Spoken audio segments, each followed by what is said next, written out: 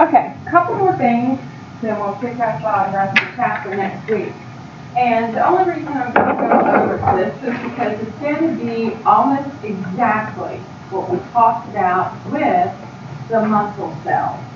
Do you guys remember in the muscle cells when I did this right here? Let's see.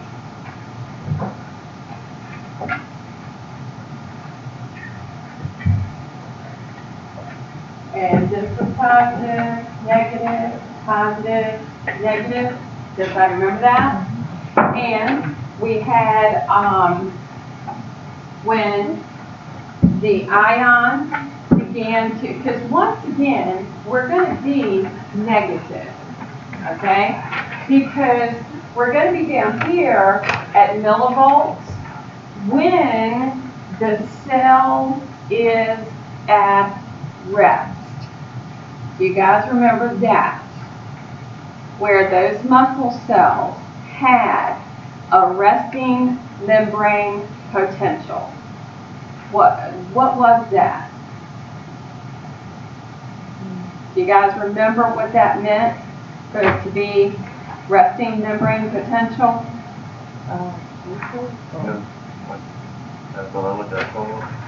Below threshold, they were just kind of waiting for something to happen, okay? Same thing is going to be present in the nerve cells. We're going to find that they have a resting membrane potential. So that means something is going to have to come along and get the action potential started.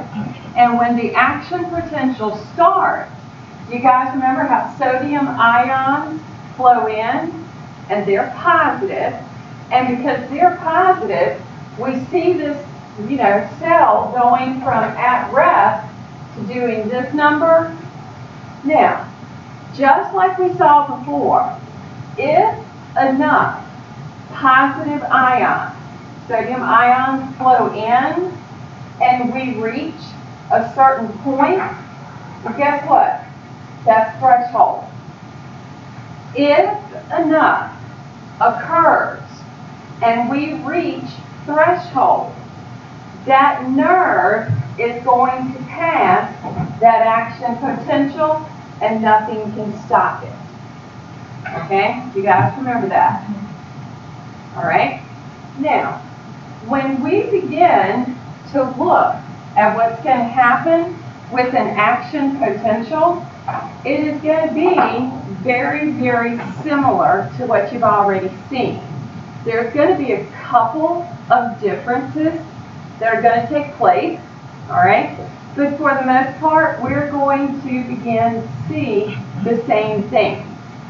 Now, when we talked about that chloride ion, okay, this is now showing up, okay?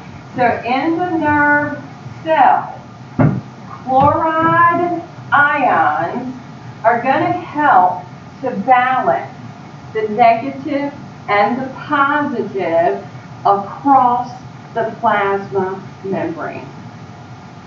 And the reason for that is we have to have negativity on the inside, positivity on the outside.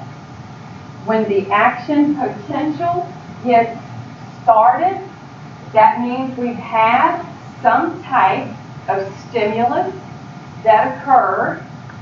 That is going to open, you guys remember, ligand gated.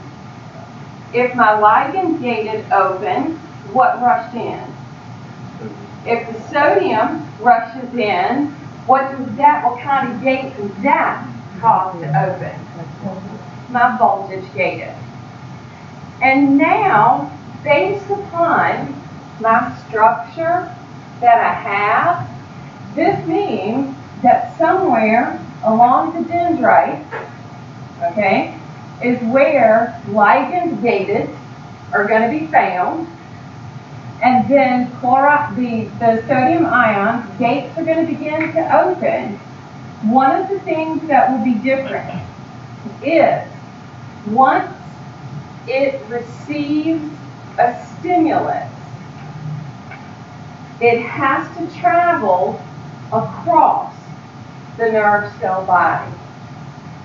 And if it is strong enough to pass across the nerve cell body and make it to this area of the axon hillock, that is our trigger zone.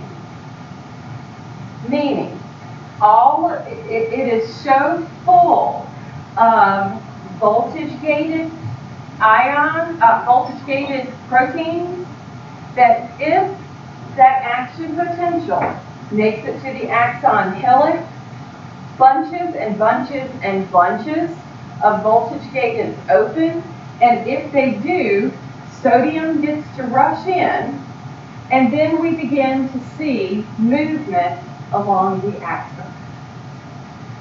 So very similar, but a tiny bit of differences.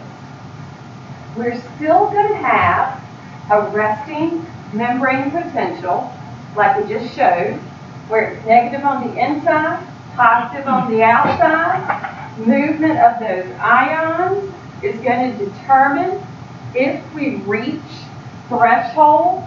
If we reach threshold, that nerve is going to react no matter what. And therefore, whatever that nerve is attached to, whatever it meets, okay, which means a muscle, a gland, or a neuron, is going to now be receiving the action potential. And that's pretty much what we'll pick up on Tuesday. Any questions so far? So right now, very similar to what you've already seen.